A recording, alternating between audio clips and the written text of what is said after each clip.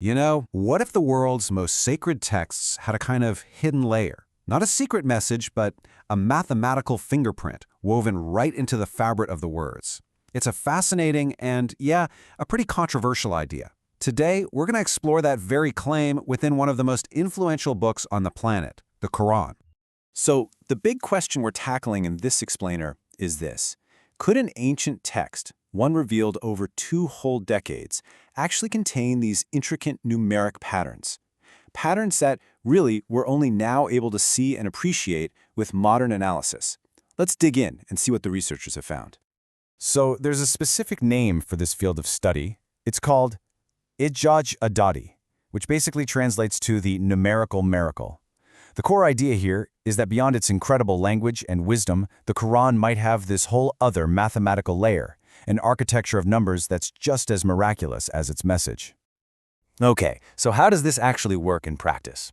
Well, our first case study is going to focus on a really fundamental word, the Arabic term for the book itself, al-kitab. According to the folks who study this, the very first time the word kitab shows up, its location is anything but random. They argue it's placed at a super precise set of coordinates. Let's break them down together. So the location is pinpointed by 3 numbers. First up, it's found in the 2nd chapter, or surah. It's in the 2nd verse of that chapter. And you guessed it, it's the second word within that verse. So you have this coordinate, chapter 2, verse 2, word 2. You add those up, 2 plus 2 plus 2, and you get 6. Now, why is that number a big deal? Well, in Islamic cosmology, 6 is a pretty foundational number. Think about the 6 days of creation. The argument here is that the placement of the word book is designed to reflect the very structure of the universe itself. And the pattern just keeps building from there. That first mention at coordinate 2, simply says, this is the book. But then the very next key mention follows in this perfect sequence at 3. And what does that verse do? It defines the book's purpose, to confirm what came before it. So the numerical pattern seems to be connecting what the book is with why it even exists. It's pretty neat. All right, let's move on to our second case study. And this one presents an even more, well, striking pattern. This one's all about the name of the holy text itself, the Quran. Just like we did with Kitab, we're going to start by finding the very first time the word Quran is ever mentioned in the text. And this takes us right back to that 2nd chapter. And here it is. The first mention is at coordinate 2:18:185. The context here is just so significant. It's the verse that establishes Ramadan as the month when the Quran was first sent down to humanity. So it literally marks the beginning of the Quran's story. Okay, so now let's jump all the way from the very beginning to the very end. Where does the final mention of the word Quran pop up?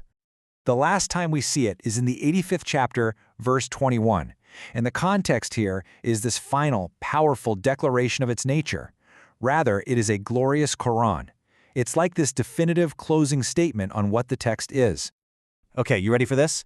Let's put those 2 coordinates right next to each other. The starting point, 2:18:5, and the end point, 85:21. Now just watch. Take the digits of that first coordinate, 2, 1, 8, 5. Now just reverse them, 5, 8, 1, 2. What do those digits spell out? Chapter 85, verse 21. It's a perfect, totally stunning reverse symmetry. It creates this kind of mathematical loop between the first time the Quran is named and the very last. So, we've seen the data. We've got this foundational 2-2-2 pattern and this perfect symmetrical loop. The obvious question now is, so what?